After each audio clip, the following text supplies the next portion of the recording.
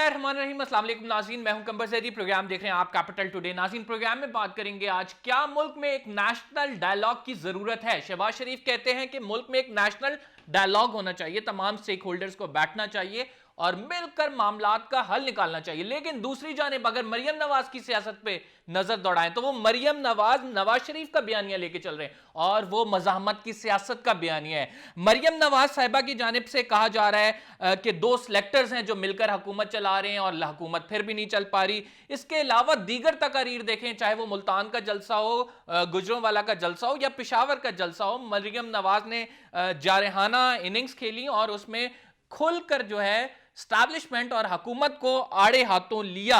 मुस्लिम लीग नून की क़यादत की जानिब से ये दो मुख्तलिफ बयानिए किस तरफ निशानदही कर रहे हैं, किसकी बात माने? शहबाज शरीफ की बात सुनकर नेशनल डायलॉग की तरफ आया जाए या मरियम नवाज जो कि बज़ाहिर अभी पार्टी को लीड कर रही हैं उनकी बात सुनकर मुस्लिम लीग नून की क़यादत जो है मज़ाहमत की सियासत की तरफ जाए? तो मुस्लिम लीग नून की सियासत खुद भी इस बात पे डिवाइड है, खुद भी इस बात पे सोच रही है कि आखिर बंद गली की तरफ हमें जाना चाहिए या कोई रास्ता निकलना चाहिए। इसके साथ साथ आज हम प्रोग्राम में बात करेंगे कि पीडीएम के जलसों का अगला पड़ाव जो है वो लाहौर है। क्या हुकूमत लाहौर में जलसे की इजाजत देगी? क्या इस तरह पकड़ धकड़ और गिरफ्तारियों का मामला जारी रहेगा? और फिर इस लाहौर जलसे के बाद क्या फाइनल स्टेज आ जाएगी, फाइनल मरहला आ जाएगा जिसमें लॉन्ग मार्च की बातें हो रही हैं? एक ऑप्शन पीडीएम के पास ये भी है, तमाम सियासी जमातें जो कि अक्सरियत रखती हैं, जो कि पार्लियामेंट में उनकी एक नुमाइंदगी है, क्या वो अपनी नशिस्तों से इस्तीफे देंगे या फिर वो लॉन्ग मार्च की तरफ जाएंगे? देखा जाए तो बज़ाहिर नजर ये आ रहा है कि पीपल्स पार्टी जो है वो लॉन्ग मार्च की तरफ जाएगी, लेकिन ये कहना कबल अज़ वक्त होगा। क्या सूरत इख्तियार करेगा ये सियासी जो माहौल, गर्मा गर्म माहौल बना हुआ है? इस पर आज बात करेंगे। हमारे साथ मौजूद हैं तारिक फजल चौधरी साहब, शौकत बसरा साहब हमारे साथ मौजूद हैं, रहनुमा हैं पाकिस्तान तहरीक इंसाफ के। तारिक फजल चौधरी साहब का मुस्लिम लीग नून से ताल्लुक है। नादिर गबूल साहब हमें ज्वाइन करेंगे, रहनुमा हैं पाकिस्तान पीपल्स पार्टी के। तारिक फजल चौधरी साहब की जानिब पहले बढ़ेंगे, लेकिन आपको कुछ क्लिप सुनवाते हैं, उसके बाद फिर डिबेट की जानिब जाएंगे। इससे पहले कि पीडीएम अपने अगले लाहे अमल का ऐलान करे और इससे पहले कि तुम्हारे लिए और तुम्हारे कर्जा धर्जा के लिए मुसीबतों के नए पहाड़ खड़े हो जाएं, खुद इक़्तिदार छोड़ने पर इत्तेफाक कर लो। पीडीएम फैसले करने वाली है, फिर न कहना कि बताया नहीं। नाज़रीन, आपने सुना मरियम नवाज साहिबा क्या कह रही थी। तारिक साहब, आपकी जानिब पहले बढ़ूंगा। शहबाज शरीफ हमें कहते नजर आते हैं ग्रैंड नेशनल डायलॉग होना चाहिए, मुल्की मफाद में और तमाम लोगों को मिल बैठ कर एक रास्ता निकालना चाहिए, लेकिन जबकि दूसरी तरफ देखें तो एक नवाज शरीफ का बयानिया है जो मरियम नवाज साहिबा आगे लेके बढ़ रही हैं। और कल भी उनकी जानिब से जब तकरीर की गई तो कहा गया कि दो सेलेक्टर्स हैं जो हुकूमत को चला रहे हैं और ये चल नहीं पा रही है। तो ये दो मुख्तलिफ बयानिए क्यों? देखिए, ये दो मुख्तलिफ बयानियाँ बिल्कुल भी नहीं है, लेकिन जो सवालात किए जाते हैं, चाहे वो मरियम नवाज साहिबा हों, उनसे मुख्तलिफ इंटरव्यूज लिए गए, मियां नवाज शरीफ साहब ने मुख्तलिफ जलसों से खिताब किया, शहबाज शरीफ साहब से जो भी बात पूछी गई उन्होंने एक बयान दिया। बुनियादी तौर पर इसमें कोई तजाद नहीं है, लेकिन मुख्तलिफ मौकों के ऊपर मुख्तलिफ नौइयत के सवालात का जवाब देते हुए कुछ अल्फाज जरूर मुख्तलिफ हो सकते हैं। मैं आपको अर्ज कर देता हूँ कि जहां तक ताल्लुक है, सबसे पहले इस पे आ जाते हैं कि नेशनल डायलॉग की जो बात की है शहबाज शरीफ साहब ने। देखिए, नेशनल डायलॉग एक ऐसी चीज है जिससे पाकिस्तान की कोई भी सियासी जमात इख्तलाफ नहीं कर सकती।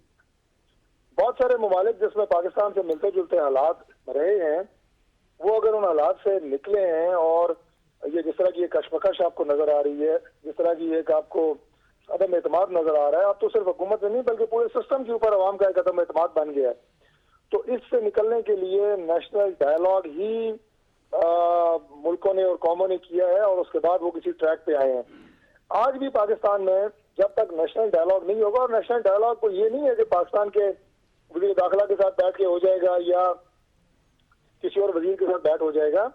नेशनल डायलॉग का मतलब ये है कि पाकिस्तान में जितने भी स्टेक होल्डर्स हैं, जो इस सिस्टम का हिस्सा हैं, इस निज़ाम का हिस्सा हैं, वो सब बैठे हैं।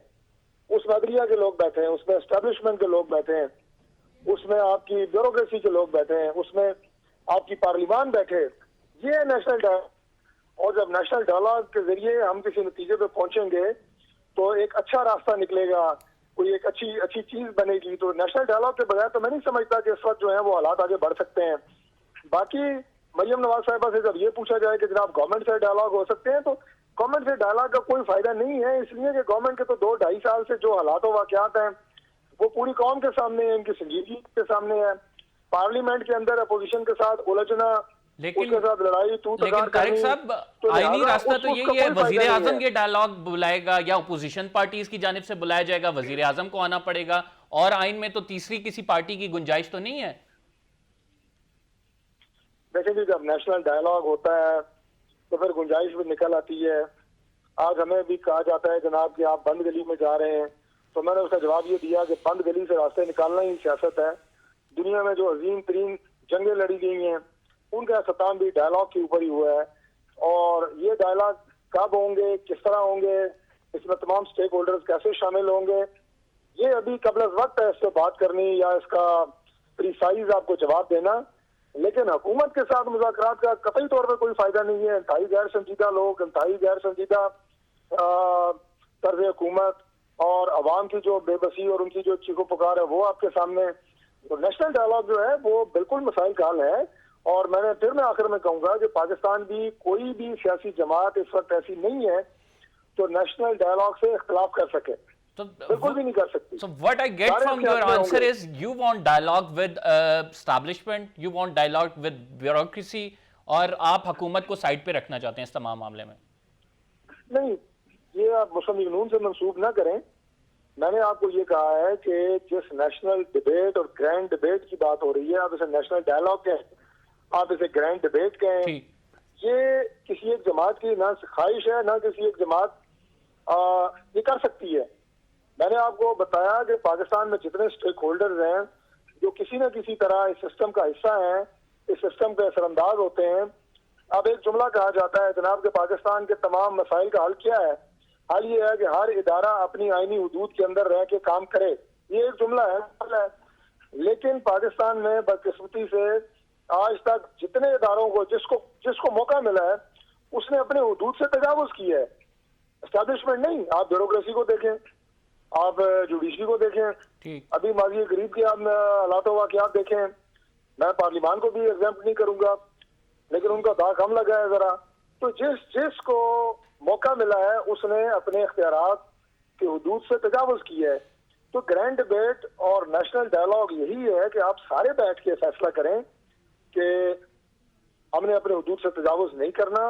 एक ऐसा निज़ाम लेके आना है कि जिसमें अगर एहतसाब की बात हो तो अबव बोर्ड हो, तशखीस हो कि इसका एहतसाब तो इसलिए हो रहा है कि ये अपोजिशन में है, और फलां का एहतसाब इसलिए नहीं हो रहा कि वो गवर्नमेंट का हिस्सा है।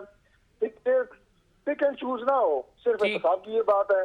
अगर लॉ है तो सबके लिए बराबर हो, ठीक, और इसी तरह जुडिशरी है, उसका अपना किरदार जो है वो अबव बोर्ड हो, कोई उस पर उंगली ना उठा सके।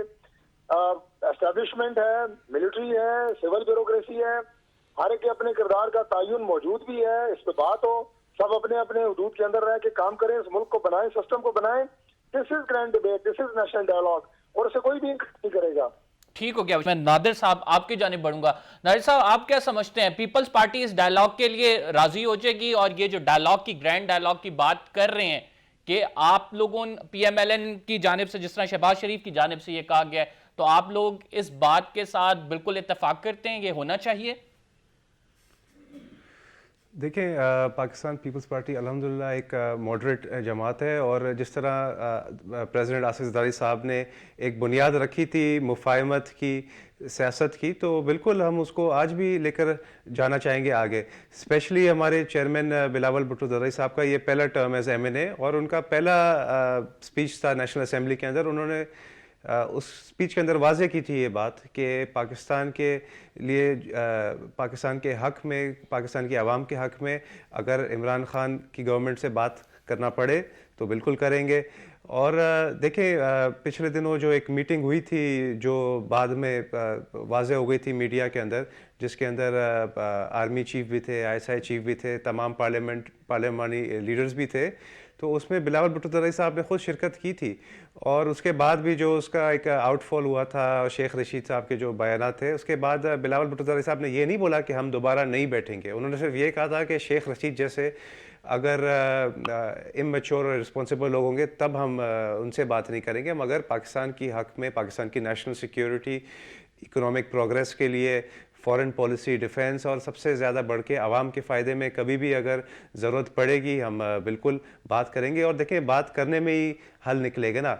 इस तरह अगर हम अपने अपने फोर्ट्रेस बना के या अपने अपने किले बना के बैठ जाएंगे और आपस में बस बयानबाजी और पर्सनल अटैक्स करते रहेंगे, तब तो पाकिस्तान आगे नहीं बढ़ेगा। आसिफ ज़रदारी साहब ने भी ये बात बहुत दफ़ा कही है कि अगर इंतकाम की सियासत आप करते रहोगे तो पाकिस्तान की मईशत नहीं चल सकेगी, मगर अनफॉर्चुनेटली हुकूमत नहीं समझी। इमरान खान से हमें उम्मीद थी भी ये कि वो इतने नासमझ और इतने इमेच्योर मेंटालिटी के शख्सियत हैं कि वो ये चीज़ें नहीं समझ सकेंगे कि पाकिस्तान एक ऐसे स्टेज पे है कि जहाँ पे तमाम स्टेक होल्डर्स को आपने साथ लेकर चलना है, तो वो उसका उलट करेंगे, बयानबाजी और मुंह पे इस तरह हाथ फेर के कि मैं देख लूँगा सबको। ये देखें, ये जेब नहीं देता एक मुल्क के प्राइम मिनिस्टर को। अगर आपको जिस तरह भी मिल गई है प्राइम मिनिस्टरशिप, वो छोड़ दें, पर आज आप हैं प्राइम मिनिस्टर और पाकिस्तान एक अपने हिस्ट्री के सबसे मुश्किल वक्त से गुजर रहा है।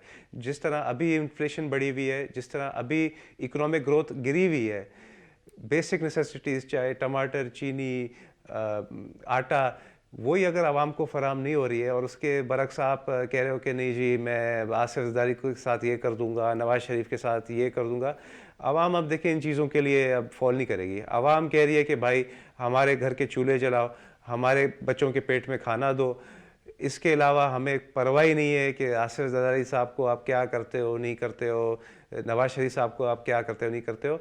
We need to move ahead and Pakistan Peoples Party is always available, always ready to take this step Muslim League Noon का इसमें हवाले से क्लियर मौकिफ है। वो चाहते हैं कि हम इमरान खान साहब के साथ ना बैठें, कोई ऐसी मीटिंग में ना बैठें जो इमरान खान साहब ने बुलाई हुई हो, और मुस्लिम लीग नून ये कहती है कि जो कप्तान है, जो सिलेक्टेड कप्तान है, उनसे डायलॉग नहीं होंगे। पीपल्स पार्टी का क्या स्टैंड है? अगर इमरान खान की जानिब से कोई इस तरह मुज़ाकरात की ऑफर हो या फिर कोई ऐसे नेशनल डायलॉग की बात हो, तो आप लोगों को वो काबिल कबूल होगा? देखिए, पीपल्स पार्टी का भी वाज़ेह मौक़िफ़ है कि इमरान खान साहब ख़ुद एक सेलेक्टेड हैं, कठपुतली हैं, मगर at the end of the day आज प्राइम मिनिस्टर हैं वो। तो अगर कोई भी ऐसी मीटिंग होती है या मुज़ाकरात का एक प्रोसेस या डायलॉग का प्रोसेस होता है, तो उसमें प्राइम मिनिस्टर का होना बहुत ज़रूरी है, along with the people pulling the strings in the back. तो जो ऑब्वियसली जो सेलेक्टर्स हैं, गारंटर्स उनको ही होना पड़ेगा, गारंटी उनको ही देनी पड़ेगी कि जो जो चीज़ें अग्रीड होती हैं मुज़ाकरात में, उस पर वाकई में इम्प्लीमेंटेशन होगा। बिकॉज इमरान खान खुद तो कुछ आई डोंट थिंक किसी पोजीशन में गारंटी देने का या कोई ठीक हो गया। शौकत बसर साहब, आपकी जानिब बढ़ूंगा। बसर साहब, आप क्या समझते हैं कि जो मुल्क के हालात चल रहे हैं, जिस क्योस की जानिब हम जा रहे हैं, इसका वाहिद हल नेशनल डायलॉग है? मुस्लिम लीग नून इस बात पे एग्री है कि अगर नेशनल डायलॉग बुलाए जाते हैं और उसमें स्टेक होल्डर शामिल होते हैं except government, then we will move ahead और उनके साथ बातचीत की जा सकती है। लेकिन किसी भी तरह से हुकूमत के साथ बातचीत करने को तैयार नहीं है, जबकि पीपल्स पार्टी कहती है कि वजीर आज़म जो हैं वो इस मुल्क में एक आईनी हैसियत रखते हैं, उनकी जानिब से कोई बुलाई गई मीटिंग तो हम उसमें शरीक होंगे। तो क्या इमरान खान साहब खुद इस नेशनल डायलॉग की जो एक डिबेट निकल पड़ी है, जो बयानिया एक चल पड़ा है, उसको नेशनल डायलॉग के हवाले से जो मीटिंग है उसे कन्वे करेंगे? देखिए, पहली बात तो यह है कि जमहूरियत में होता ही है, कभी भी मुज़ाकरात के दरवाजे बंद नहीं होते। खास तौर पे जब हम कहते हैं कि हमारी जात का मसला तो नहीं है, हम कहते हैं democracy of the people, by the people, for the people, अवाम की बेहतरी के लिए डेफिनेटली हमें बैठना चाहिए। और मुझे बताएं, पार्लियामेंट से बेहतर इदारा कौन सा है? हमें पार्लियामेंट में बैठकर डायलॉग करना चाहिए, नेशनल इश्यूज को डिबेट करना चाहिए।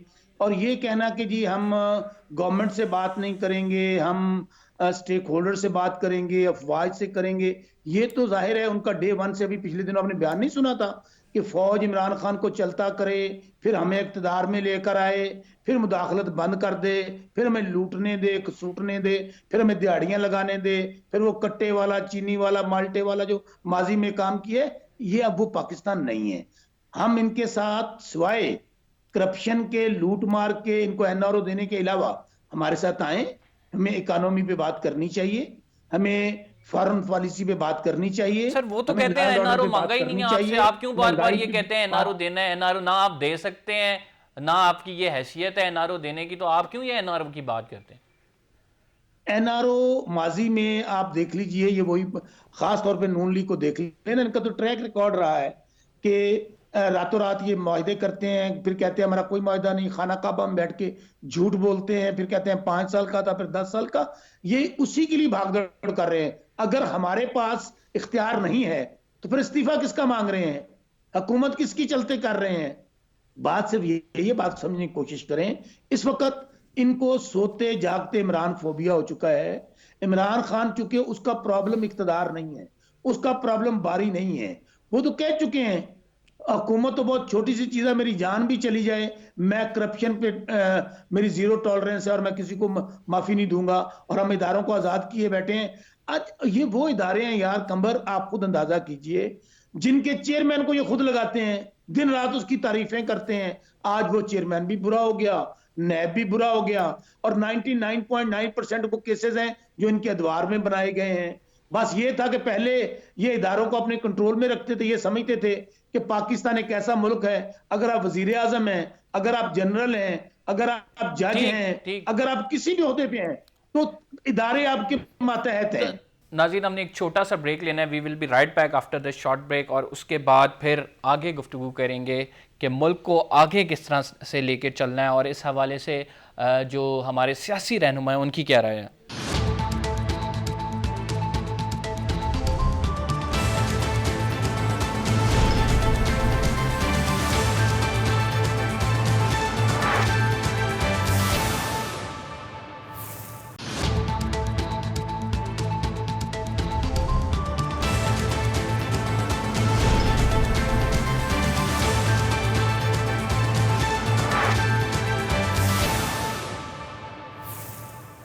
वेलकम बैक नाज़रीन, और अब बात करेंगे क्या जलसे जलूसों से हुकूमतें गिर जाती हैं? अगर हुकूमतें गिरती नहीं हैं तो लॉन्ग मार्च की अगर बात की जाए तो हुकूमतें हिल ज़रूर जाती हैं। इमरान खान साहब ने एक बड़ा लॉन्ग मार्च किया, 126 दिन का लॉन्ग मार्च किया, यहाँ पे लॉन्ग मार्च करके बैठे रहे इतने दिन तक, लेकिन अल्टीमेटली हुआ क्या कि अदालत से जो वो रिलीफ चाहते थे वो अदालत से मिला, हुकूमत नहीं गिरी। अब पीडीएम एक लॉन्ग मार्च करने जा रही है, लाहौर में उनका पड़ाव है। उसके बाद जो कहा जा रहा है कि जो डेडलाइन दी गई थी दिसंबर और जनवरी की, इस डेडलाइन खत्म होते ही हम क्या देखेंगे? क्या पीडीएम की क़यादत हमें डी चौक पर नजर आएगी? तारिक फजल चौधरी साहब हमारे साथ मौजूद हैं। तारिक साहब, क्या समझते हैं कि अब आपका लाहौर के बाद जो पड़ाव है वो इस्लामाबाद की तरफ होगा या पहले इस्तीफों की तरफ जाएंगे आप लोग? ये कबल वक्त है जी इस पे बात करना समझ साहब, इसलिए कि ये फैसला पीडीएम की तमाम क़यादत ने मिलकर करना है कि मुस्तकबिल की जो हिकमत अमली है लाहौर के जलसे के बाद वो क्या होनी है, लॉन्ग मार्च होना है, किस अंदाज से होना है, कहाँ होना है, उसकी हिकमत अमली क्या होगी, तारीख क्या होगी, नौयत क्या होगी, मुतालबात क्या होंगे। तो ये सारी जो बातें हैं ये अभी कबल वक्त हैं। ये इससे पहले भी मुझसे पूछी गई तो मैंने ये कहा कि ये कोई एक जमात, मैं तो अपनी जमात का वर्कर हूँ, नुमाइंदा हूँ, लेकिन कोई एक जमात भी इस पोजीशन में नहीं है कि वो ये फैसला कर सके।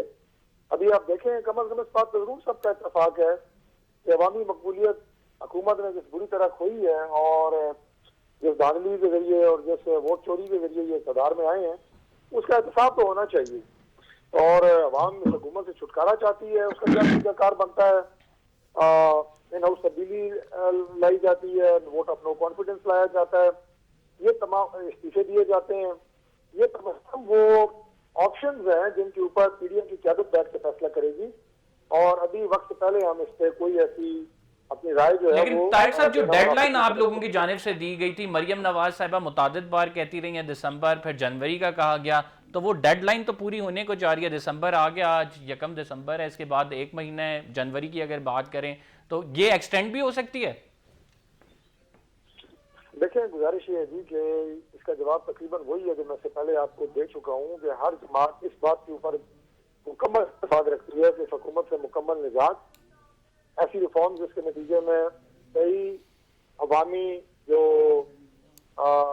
वोट हैं उनके नतीजे में एक हकीकी जमात कोई भी हो वो हुक्मरान बने और अवाम की असली मैंडेट उसके पास हो।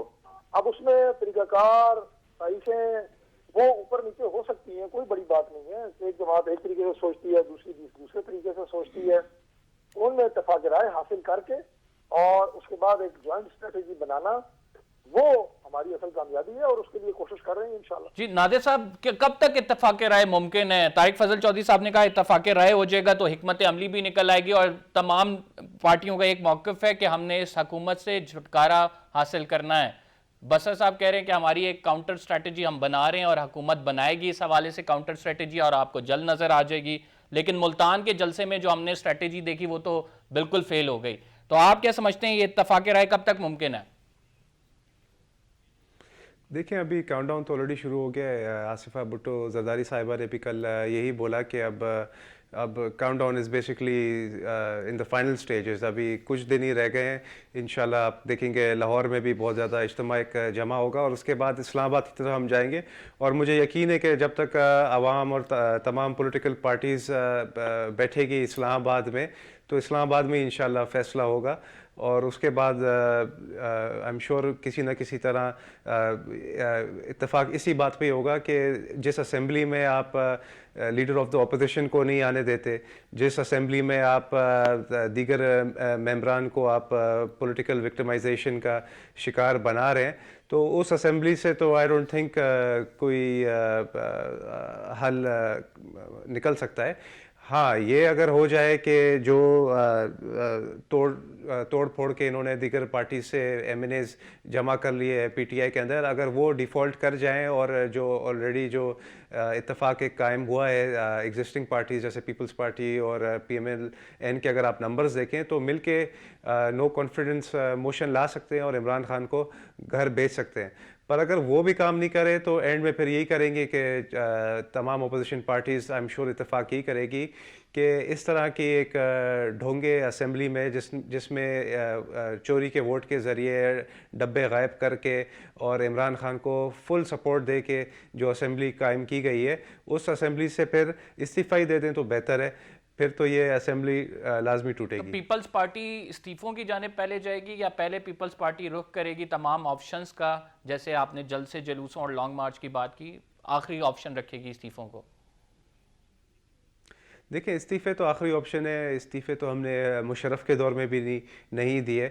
मुशर्रफ के दौर में भी हमने लड़ा, सड़कों पे निकले, हमने 12 मई को आपने देखा। उसके बाद जब बीबी शहीद वापस आई पाकिस्तान, उस पे भी आपने देखा किस तरह हमने एहतजाज किया और फिर एंड में हमने मजबूर किया ना मुशर्रफ जैसे टायरेंट को इस्तीफ़ा देने पे। तो अभी भी हम तमाम अपने डेमोक्रेटिक ऑप्शंस को पहले इस्तेमाल करेंगे और उम्मीद ये है कि असेंबली के थ्रू ही नो कॉन्फ्रेंस मोशन के ज़रिए हम इमरान खान को हम इस्लामाबाद से बनी गाला दोबारा भेज देंगे। पर अगर नहीं हो तो we will obviously consider the option of resignations.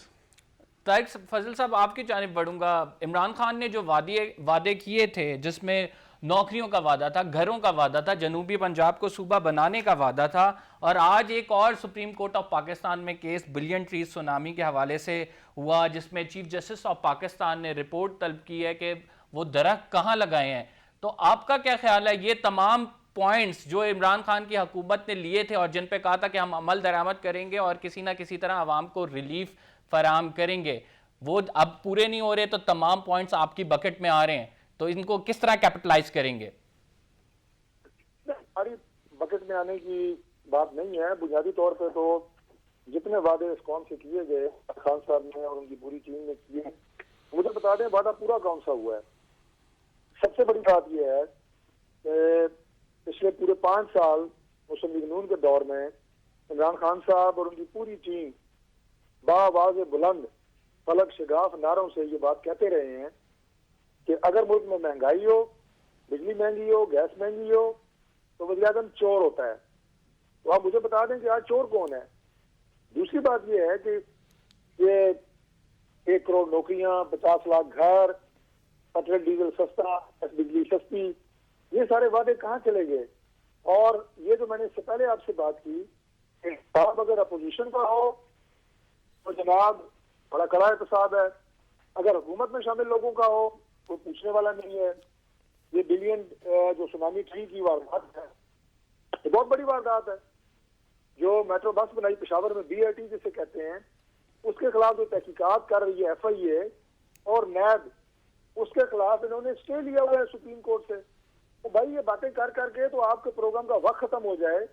कितने लोग ऐसे, अभी दवाइयां जो 100 रुपए की दवाई 500 की हो गई है, उसके ऊपर कितनी करप्शन हुई है, वजीर फारिग की है, इन्होंने कौन सी तहकीकात हुई है। इतनी करप्शन इस दौर में हो रही है। आवाम से पूछें, लोगों से पूछें, आप खुद जाके देखें, लेकिन किसी तरह तो जून ही नहीं रही, क्योंकि ये दूध में धुले हैं, ये फरिश्ते हैं, और इसलिए कोई नहीं था। सिस्टम जो है वो उन्होंने हाईजैक किया हुआ है, काबू किया हुआ है। अल्लाह खैर सल्ला, गरीब आदमी बेचारा रो रहा है, उसकी गुजारा मुश्किल हो गया है। इनके गुजरा धड़ाधड़ पैसे बनाई जा रहे हैं, और ये तो करप्शन की कहानी है, मेगा करप्शन नहीं है। लेकिन ये वक्त आएगा, ऐसा नहीं है कि इमरान खान साहब का दौर हमेशा के लिए रहेगा। ये वक्त आएगा, इससे अक्सर लोग तो भाग जाएंगे, मुझे पता है कि उन्होंने हुकूमत खत्म होने से पहले पाकिस्तान छोड़ देना है। वो सारे लोग जो इसी दौर में नमूदार हुए हैं, जिन्हें पाकिस्तान में कुछ जानता नहीं था, आला तरीन ओहदों पे हैं, वो तो यहाँ रहेंगे नहीं। लेकिन ये जो बिलियन सुनामी ट्री, BRT, मालन जबा, बहुत सारे और केसेस पेंडिंग हैं अभी, उनका हिसाब तो जरूर होगा, जाहिर है इदारे उनका हिसाब करेंगे। और ये तो सुप्रीम कोर्ट ने ये रिमार्क्स दिए हैं और उस पर एक्शन लिया है, इसका हिसाब भी इंशाल्लाह आप देख लेंगे, लेकिन अपने दौर में ही आपके सामने आ जाएगा। नाज़रीन, हमने एक छोटा सा ब्रेक लेना है। We will be right back after this short break, और फिर बात करेंगे इंतखाबी इस्लाहात के हवाले से। PDM का मौक़िफ़ ये है कि नए इंतखाबात हों, लेकिन नए इंतखाबात के बाद अगर दोबारा धांधली का रोया जाए तो फिर क्या किया जाए। इंतखाबी इस्लाहात के हवाले से PDM कितनी सिंसियर है, क्या एफर्ट्स करेगी इसके लिए, इस पर बात करते हैं एक छोटे से ब्रेक के बाद।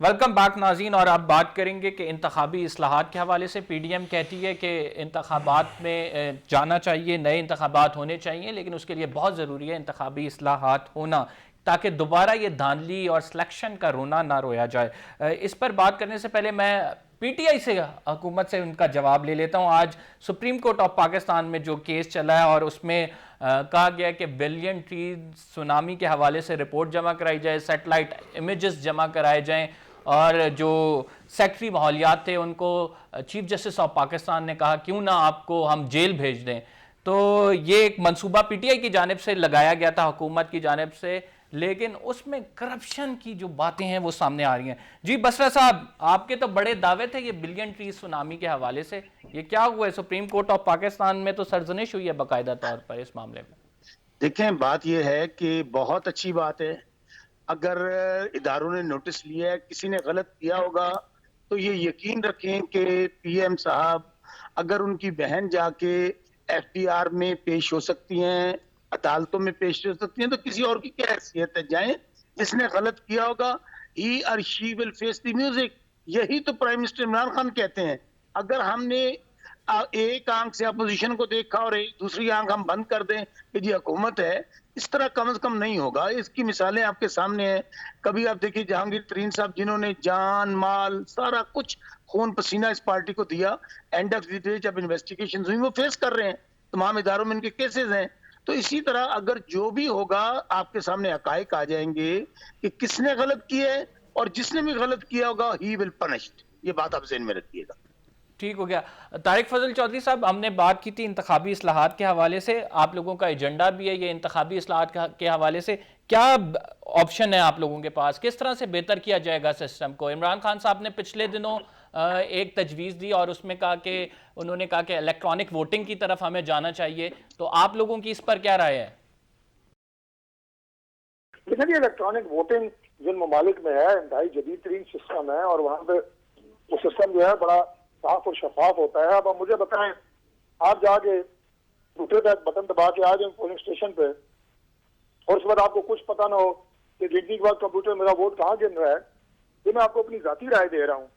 हमारे यहाँ पे इस वक्त सिस्टम के ऊपर इतने ज्यादा सवालिया निशान उठाए जा चुके हैं और इतनी मैनिपुलेशन माजी में हो चुकी है कि आप इस तरह अंधा वोट नहीं दे सकते कि जाके बटन दबा दिया। तो लिहाजा पहले सिस्टम को डेवलप करें, इस सिस्टम पे लोगों का एतमाद बहाल करें। पाकिस्तान के अंदर लोगों में ये एतमाद नहीं है आज कि मैं अपनी वोट की ताकत से हुकूमत बना सकता हूँ। नारिल साहब, आपकी नज़र में पीपल्स पार्टी क्या समझती है अगर हम बात करें इंतखाबी इस्लाहात के हवाले से, क्योंकि आज आप लोगों का एजेंडा है कि हुकूमत को चले जाना चाहिए, सिलेक्टेड हुकूमत है, कल आज आप इनको हटा देते हैं, कल इमरान खान साहब धरना लेके आ जाते हैं, वो फिर 6 महीने बैठ जाते हैं कि जी ये सिलेक्ट होके आए हैं, इनकी तरफदारी की है, तो इस तरह तो डेमोक्रेसी नहीं चलेगी। अब जमहूरियत के तसलसल के लिए इंतखाबी इस्लाहात की तरफ जाना है तो वे आउट क्या होना चाहिए हमारे पास? देखिए, उसके लिए तमाम स्टेक होल्डर्स को साथ बैठना पड़ेगा और अग्री करना पड़ेगा इस बुनियादी पॉइंट पे कि जब तक आवाम की असल राय ऐवान तक नई मेंबरान को पहुंचा सकेगी तब तक किसी चीज़ का किसी भी डेमोक्रेटिक प्रोसेस का कोई फ़ायदा नहीं। जिस तरह हमने डिमांड यही की थी गिलगित बल्तिस्तान में और हमें अश्योरेंसेस मिले थे इस्टेब्लिशमेंट से कि कोई इन्फ्लुएंस नहीं करेगा इलेक्शंस को, मगर अनफॉर्चुनेटली उन वादों पे अमल नहीं किया गया और दोबारा हमने देखा कि हमारे जो पॉलिटिकल एजेंट्स थे और जो पोलिंग एजेंट्स थे उनको एक्सेस नहीं दिया गया काउंटिंग के दौरान। और ये चीज़ हमने 2018 में देखा था। सबसे बड़ा एग्जांपल मैं आपको लियारी का देता हूँ, जो कि मेरा इलाका है, मेरा हल्का है, जहाँ से बिलावल भुट्टो तारी साहब खुद लड़े थे इलेक्शन। 3 दिन तक उनके रिजल्ट्स को नहीं अनाउंस कर रहे थे और जो एंड में अनाउंस किया भी था फॉर्म 45 और फॉर्म 47 में, उन पर दस्तखत ही नहीं थे। और उसके अलावा RTS सिस्टम को बोला कि वो बैठ गया है। तो जाहिर सी बात है पाकिस्तान में हमेशा से लूप होल्स रहे हैं और रिग करने के काफ़ी सारे तरीक़ेकार होते हैं। वोट्स को कोरंगी नाले में या लियारी रिवर में उठा के फेंक देते हैं या फिर डब्बे गायब कर देते हैं।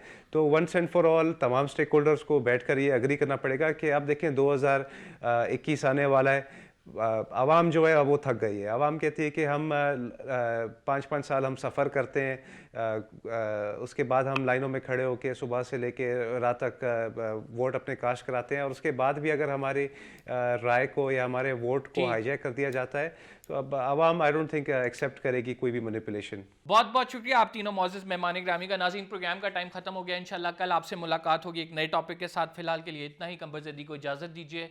अल्लाह हाफिज़।